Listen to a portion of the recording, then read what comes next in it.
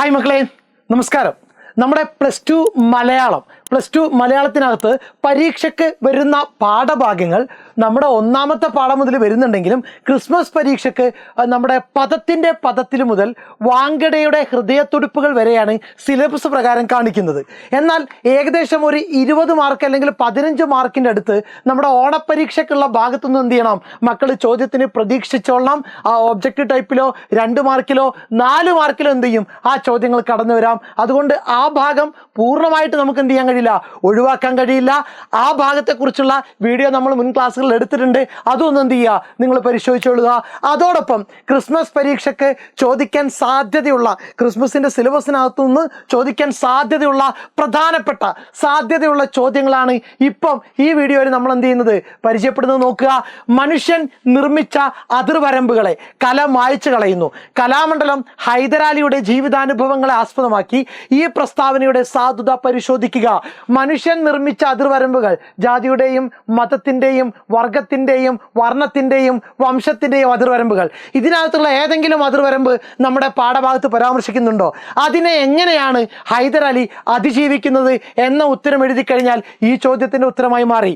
മനുഷ്യൻ നിർമ്മിച്ച അതിർവരമ്പുകളെ കല മായ്ച്ചു കളയുന്നു. കലാമണ്ഡലം ഹൈദരാലിയുടെ ജീവിതാനുഭവങ്ങളെ ആസ്പദമാക്കി ഈ പ്രസ്താവനയുടെ സാധുത പരിശോധിക്കുക. ഐതിഹ്യങ്ങളും ചരിത്ര വസ്തുതകളും സൂചിപ്പിക്കുന്നത് യാത്രാ വിവരണങ്ങൾക്ക് കൂടുതൽ മിഴിവേകാറുണ്ട്. യമുനോത്രിയുടെ ഊഷ്മളതയിൽ എന്ന പാഠത്തിൽ നിന്ന് ഉദാഹരണങ്ങൾ ചൂണ്ടിക്കാട്ടി ഈ പ്രസ്താവനയുടെ സാധുത പരിശോധിക്കുക. യാത്രാ വിവരണങ്ങൾ പറയുന്ന സമയത്ത് ആ ഭൂവിഭാഗവുമായിട്ട് ബന്ധപ്പെട്ട ഐതിഹ്യങ്ങളും ചരിത്രങ്ങളും പരാമർശിക്കാറുണ്ട്. ഇവിടെ യമുനോത്രിയുടെ ഊഷ്മളതയിൽ MP വീരേന്ദ്രകുമാർ അവതരിപ്പിക്കുന്ന യാത്രാ വിവരണം, അതിനകത്ത് ഇങ്ങനെയുള്ള ഐതിഹ്യങ്ങളും ചരിത്രങ്ങളും പരാമർശിക്കുന്നുണ്ടോ? ഉണ്ടെങ്കിൽ അത് ഉത്തരത്തിനകത്തേക്ക് കൊണ്ടുവരിക. ഐതിഹ്യങ്ങളും ചരിത്ര വസ്തുതകളും സൂചിപ്പിക്കുന്നത് യാത്രാ വിവരണങ്ങൾക്ക് കൂടുതൽ മിഴിവേകാറുണ്ട്. യമുനോത്രിയുടെ ഊഷ്മളതയിൽ എന്ന പാഠത്തിൽ നിന്ന് ഉദാഹരണങ്ങൾ ചൂണ്ടിക്കാട്ടി ഈ പ്രസ്താവനയുടെ സാധ്യത പരിശോധിക്കുക.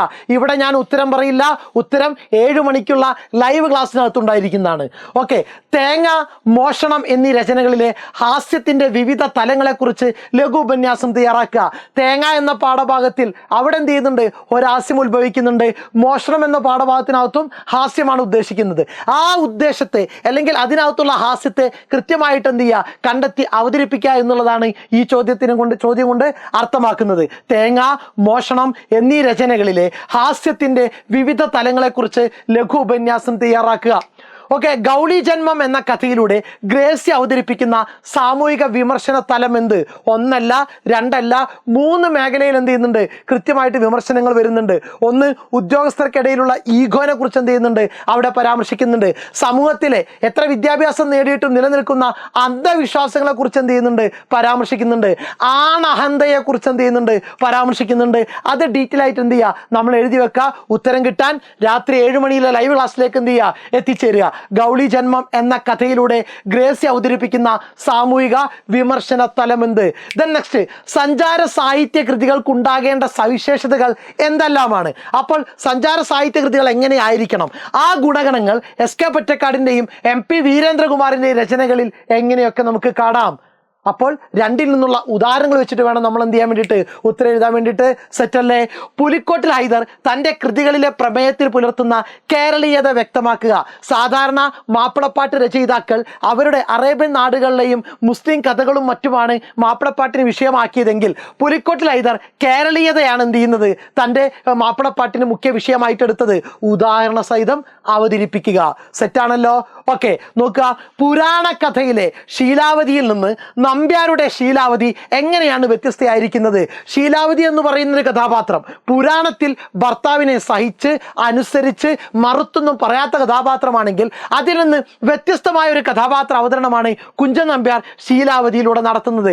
അത് എന്തൊക്കെ മാറ്റങ്ങളാണ് ഉൾക്കൊള്ളുന്നത്? അത് എഴുതി കഴിഞ്ഞാൽ ഈ ചോദ്യത്തിന് ഉത്തരമായി മാറി. പുരാണ കഥയിലെ ശീലാവതിയിൽ നിന്ന് നമ്പ്യാരുടെ ശീലാവതി എങ്ങനെയാണ് വ്യത്യസ്തയായിരിക്കുന്നത്? ഒരു കുറിപ്പ് തയ്യാറാക്കുക. നോക്ക, ഇത് കണ്ടെത്താനാണോ ആ പാവരാജകുമാരൻ ഇക്കണ്ട ത്യാഗങ്ങളൊക്കെ സഹിച്ചത്? കഷ്ടം. അടുക്കള ചുമരുകൾക്കുള്ളിൽ കരിയും പുകയും പിടിച്ചു കിടക്കുന്ന പെണ്ണുങ്ങൾക്ക് പോലും അറിയാമല്ലോ ഇത്. സന്ദർഭം വിശദീകരിച്ച് ഇതിലെ പരിഹാസം വ്യക്തമാക്കുക. ആര് പറയുന്നതാണ്? പെൺഗൗളി പറയുന്നതാണ്. ബുദ്ധൻ കണ്ടെത്താൻ വേണ്ടിയിട്ട് തൻ്റെ കൊട്ടാരവും തൻ്റെ കിരീടവും തൻ്റെ ഭാര്യയെയും തൻ്റെ മകനെയും ഒക്കെ ഉപേക്ഷിച്ച് ധ്യാനത്തിന് പോയി കണ്ടെത്തിയ ആ വിവരം അടുക്കള ചുമരുകൾക്കുള്ള സ്ത്രീകൾക്കറിയാം. എന്തായിരുന്നു അത്? ഇന്ന് 7 മണിക്കുള്ള ലൈവ് ക്ലാസ്സിലേക്ക് എല്ലാവരും എന്ത് ചെയ്യുക? എത്തിച്ചേരുക. അപ്പോൾ പാഠഭാഗങ്ങൾ ഓർത്തു വെക്കുക. പദത്തിൽ നിന്ന പാഠഭാഗം മുതൽ വാങ്കഡയുടെ ഹൃദയത്തുടിപ്പുകൾ വരെ എന്നാണ് സിലബസ് പ്രകാരം കാണുന്നത്. അതോടൊപ്പം 10-15 മാർക്കിനുള്ള ചോദ്യങ്ങൾ നമ്മുടെ ഓണപരീക്ഷാ ഭാഗത്തു നിന്ന് എന്ത് ചെയ്യും? കടന്നു വരും. സെറ്റല്ലേ? റെഡിയല്ലേ? Okay, thank you.